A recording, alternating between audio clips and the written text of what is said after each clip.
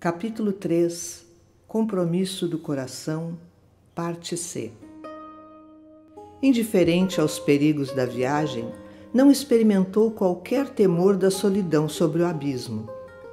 Arrastado fortemente sobre as águas, deu em extensa praia ao amanhecer. Trocou de vestimenta, envergando a túnica surrada de corvino, e resoluto atirou o nobre traje patrício ao mar, deliberando volver ao mundo na feição de outro homem. Acolhido numa aldeia litorânea, onde conseguiu alimento, peregrinou até alcançar Tarracina, florescente cidade balneária do Lácio. Não teve dificuldade para identificar o domicílio de alguns companheiros de fé. Apesar do terror que espalhava na vida pública, o governo de Bassiano Caracalla deixava os cristãos em relativo repouso, embora a severa vigilância com que lhes seguia os movimentos. Declarando-se caminheiro do Evangelho em trânsito para as Galhas, Varro, fatigado e enfermo, encontrou socorro na residência de Dácio Acúrcio, piedoso varão que mantinha um albergue destinado a indigentes. Amparado por amigos anônimos, delirou 3 dias e 3 noites em febre alta. Todavia, a mocidade robusta venceu a moléstia que o absorvera de assalto. Porque nada pudesse informar, a princípio, com referência a si próprio e em face das mensagens que conduzia da parte dos cristãos de Roma, aos confrades leoneses, nas quais o portador era nomeado como sendo o irmão Corvino, por essa designação passou a ser tratado entre as suas novas relações. Animado de inspiração superior, ensinou a boa nova, pregando em lágrimas, e a comunidade de Tarracina, tangida nas fibras mais íntimas, não obstante desejasse retê-lo, auxiliou-o em sua viagem para as Galhas, onde o rapaz aportou depois de inúmeras dificuldades e enormes privações. Findo certo período de permanência em Massília, chegou finalmente à cidade a que se destinava. Lyon, pela sua admirável posição geográfica, desde a ocupação do procônsul Munácio, tornara-se expressivo centro político-administrativo do mundo gaulês. Vipsânio Agripa, o genro de Otávio, fortalecera-lhe a situação privilegiada, ampliando-lhe as vias de comunicação. Áulicos da corte de Cláudio haviam construído nela magníficos palácios. As ciências e as artes, o comércio e a indústria aí floresciam com imensa vitalidade. Dentro de seus muros, reuniam-se anualmente, junto do famoso altar de Roma e Augusto, as grandes assembleias do Concilium Galliarum, no qual cada cidade das 3 Galhas possuía o seu representante. As festas do 1º dia de agosto, em memória do grande imperador Caio Júlio César Otaviano, eram aí celebradas com significativas solenidades. Numerosas embaixadas e milhares de estrangeiros aí se congregavam em cerimônias brilhantes, em que o juramento de fidelidade aos deuses e às autoridades se renovava com jubilosas manifestações. A cidade, que fora em outro tempo a metrópole dos seguciavos, desde a ocupação imperial passara a viver sob o mais apurado gosto latino. Situada na confluência de 2 rios, o Ródano e o Saona, oferecia aos habitantes as melhores condições de conforto. Dominada pela influência patrícia, mostrava ruas e parques bem cuidados, templos e monumentos de grande beleza, teatros e balneários, além de vilas soberbas, a se destacarem do casario vulgar como pequenos castelos encantadores, emoldurados em jardins e vinhedos, onde magistrados e guerreiros, artistas e libertos ricos da capital do mundo se insulavam para gozar a vida. Ao tempo de Bassiano Caracalla, a quem servira de berço, Lyon alcançara imenso esplendor. O novo César, por várias vezes, dispensara-lhe graças especiais. A corte aí se reunia, frequentemente, em jogos e comemorações. Contudo, apesar da proteção que o imperador concedia ao torrão pátrio, a cidade guardava ainda, em 217, dolorosas e vivas reminiscências da matança de 202, determinada por Séptimo Severo. Anos depois do triunfo sobre o general Décio Clódio Séptimo Albino, o eleito das legiões da Bretanha, morto em 197, instigado por seus conselheiros, o vencedor de Picênio Níger promulgou um edito de perseguição. Autoridades inescrupulosas, depois de senhorearem o patrimônio de todos os cidadãos contrários à política dominante, realizaram tremenda carnificina de cristãos dentro da cidade de Lyon e nas localidades vizinhas. Milhares de seguidores do Cristo haviam sido flagelados e conduzidos à morte. Por vários dias perdurou a perseguição, com assassínios em massa. Postes de martírio, espetáculos de feras, cruzes, machados, fogueiras, lapidações, chicotes e punhais, sem nos reportarmos às cenas de selvageria para com mulheres e crianças indefesas, foram postos em prática por tropas inconscientes. Durante a matança, Ireneu, o grande bispo e orientador da coletividade evangélica da cidade, foi torturado com todos os requintes da violência perversa até o último suspiro. Nascido na Ásia Menor, fora aprendiz de Policarpo, o abnegado e muito venerado sacerdote de Esmirna, que, por sua vez, havia recebido a fé por intermédio do apóstolo João, o evangelista. A Igreja de Lyon, em razão disso, sentia-se depositária das mais vivas tradições do Evangelho. Possuía relíquias do filho de Zebedeu e de outros vultos do cristianismo nascente, que lhe fortaleciam o ânimo na fé. Em seu círculo de profunda iluminação espiritual, achava-se quase intacto o espírito piedoso da comunidade de Jerusalém. Enquanto Roma for iniciada por batismos de sangue, ao tempo de Nero, a comunidade lionesa começara o serviço de evangelização em relativa calma. Emissários da Palestina, da Frígia, da Síria, da Acaia e do Egito visitavam-na incessantemente. As epístolas enviadas da Ásia clareavam-lhe a marcha. Por esse motivo, era o centro de porfiados estudos teológicos no campo das interpretações. Ireneu dedicara-se a minuciosas observações da Escritura. Manejando o grego e o latim com grande maestria, escreveu expressivos trabalhos, refutando os adversários da Boa Nova, preservando as tradições apostólicas e orientando os diversos serviços da edificação cristã. Mas a coletividade não se caracterizava tão somente pelas realizações intelectuais. Fazendo do santuário consagrado a São João o centro dos seus trabalhos de ordem geral, a Igreja primava pelas obras de assistência.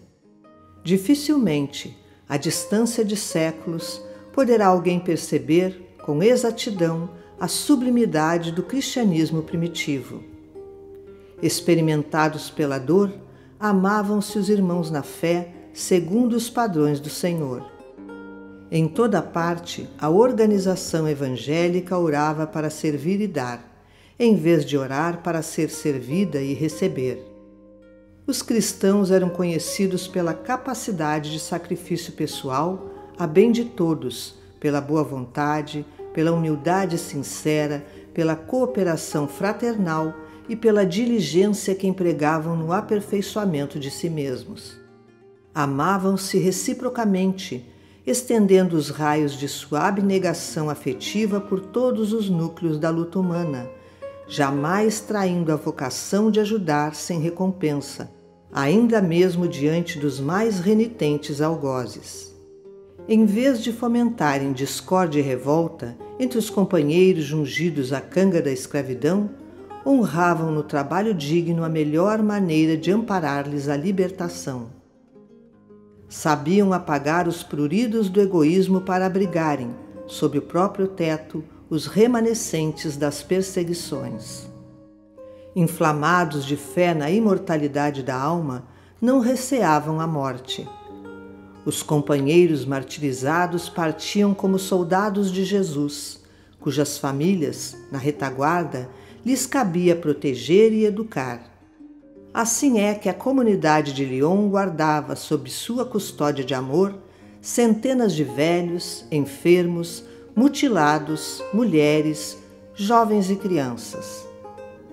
A igreja de São João era, pois, acima de tudo, uma escola de fé e solidariedade, irradiando-se em variados serviços assistenciais. O culto reunia os adeptos para a prece em comum e para a extensão das práticas apostólicas, mas os lares de fraternidade multiplicavam-se como impositivo da obra espiritual em construção. Muitas organizações domésticas tomavam a si a guarda de órfãos e o cuidado para com os doentes. Todavia, ainda assim, o número de necessitados era invariavelmente muito grande. A cidade fora sempre um ponto de convergência para os estrangeiros. Perseguidos de vários lugares batiam às portas da igreja, implorando socorro e asilo. A autoridade da fé, expressa nos irmãos mais velhos e mais experientes, designava diáconos para diversos setores de ação. Os serviços de amparo e educação à infância, de conforto aos velhinhos abandonados, de sustentação dos enfermos, de cura dos loucos, distribuíam-se em departamentos especiais, expandindo-se assim, em moldes mais completos, a primitiva organização apostólica de Jerusalém, na qual as obras de amor do Cristo, junto aos paralíticos e cegos, leprosos e obsessos, encontraram a melhor continuidade. Todos os irmãos partilhavam o esforço da instituição entre o trabalho profissional, que lhes determinava o dever ao lado da família, e as atividades evangélicas que lhes assinalavam a obrigação de discípulos da Boa Nova junto da humanidade.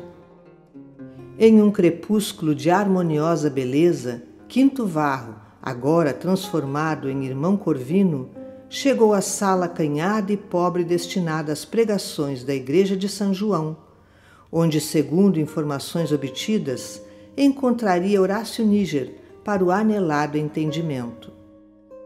Em um ângulo do recinto, um velho de longas barbas encanecidas, de rosto avelado e nobre, ouvia a jovem senhora de amargurado semblante.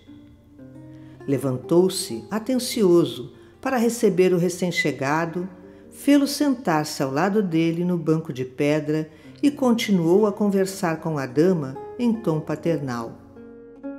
Tratava-se de humilde viúva que procedia de Valença, implorando socorro. Ficara sem o marido na carnificina de 202. Desde então, morava com o genitor e um tio na localidade mencionada, mas, a contragosto, envolvera-se em grande infortúnio. Por negar-se aos caprichos de um soldado influente, vira os 2 familiares, com os quais residia, assassinados numa noite de angustiosa provação. Disposta a resistir, mas totalmente desamparada, fugira dali em busca de abrigo. Chorando, acentuava triste: Pai Horácio, não me abandone. Não temo o sacrifício por nosso divino mestre. Contudo, não concordo em render-me ao vício dos legionários. Conserva-me, por amor de Jesus, nos serviços da igreja. O interpelado observou atento. Sim, não me oponho. Entretanto, é preciso esclarecer que não possuímos serviço remunerado. Não procuro compensações, disse a moça. Tenho necessidade de arrimo. Então, explicou o interlocutor satisfeito, cooperarás no galpão dos velhos enfermos. Realmente, perdeste o pai e o tio. No entanto, encontrarás muitos outros parentes, junto dos quais o Cristo te pede carinho e proteção. A humilde senhora sorriu tranquila e retirou-se. chegou a vez de o peregrino romano entrar em contato com o ancião. Varro, comedido e confiante, inteirou-o de todas as ocorrências havidas com Apio Corvino e com ele mesmo, desde o início do seu primeiro encontro com o inolvidável amigo apunhalado no mar. Horácio ouviu-lhe a narrativa entre sereno e cortês, sem qualquer alarme, diante do noticiário constrangedor. Parecia calejado por dores maiores. Mesmo assim, quando o rapaz terminou a confissão, falou sobre o amigo morto comovidamente. Grande Corvino, seja ele feliz entre os servidores glorificados. Foi fiel até o fim. Enxugando os olhos úmidos, acrescentou: estará conosco em espírito. A morte não nos separa uns dos outros, na obra do Senhor. Em seguida, reportou-se ao companheiro desaparecido com imensa ternura. Apio Corvino tomara a si o encargo de prover as necessidades das crianças mantidas pela igreja. Para esse fim, trabalhava em agricultura e jardinagem, além de viajar frequentemente, angariando recursos. Depois de 177, estivera largo tempo no Egito, onde adquirira valiosas experiências. Os meninos adoravam-no. A senectude não lhe subtraíra o entusiasmo pelo trabalho. Cultivava o solo com alegre bando de rapazes, aos quais ministrava preciosos conhecimentos. Assinalou, preocupado, a falta que a presença dele lhes faria, mas ante o oferecimento de Varro para substituí-lo quanto lhe fosse possível, Horácio alegrou-se intensamente e acentuou: bem lembrado.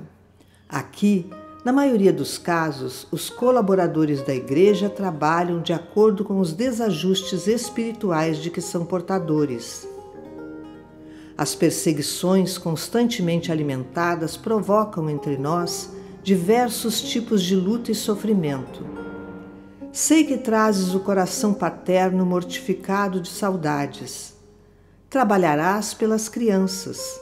Temos mais de 30 órfãos pequeninos. Conversarei com as autoridades. E em voz mais baixa, rogou-lhe que a personalidade de Quinto Varro fosse para sempre esquecida. Apresentá-lo-ia a todos como o irmão Corvino, sucessor do venerável confrade, chamado ao reino de Deus, e afiançava-lhe que tantas nuvens de dor pesavam sobre a alma cristã, formando dramas tristes a se desenrolarem na sombra, que ninguém se sentia com bastante curiosidade para qualquer indagação. O acolhimento carinhoso reaquecia o coração do viajante fatigado, quando 2 petizes, de 3 e 5 anos, respectivamente, penetraram o recinto. O maior deles dirigiu-se ao ancião com os olhos interrogadores e perguntou: Pai Horácio, é verdade que o vovô Corvino já veio? O patriarca afagou-lhe os cabelos encaracolados e informou: Não, meu filho, nosso velho amigo viajou para o céu, mas enviou-nos um irmão que lhe tomará o lugar. Ergueu-se, abraçou as crianças e, sentando-as nos joelhos do recém-chegado, falou bondoso: Vamos, meus filhos, abracem o companheiro abençoado que chega de longe. Os meninos, com a doçura ingênua da infância, enlaçaram o mensageiro. O moço patrício tomou-os de encontro ao coração e acariciou-os demoradamente. Contudo, somente o velho Níger conseguiu ver o pranto que lhe corria dos olhos. Quinto Varro havia passado. Os anos rolariam para a frente e o ministério do novo Corvino ia começar.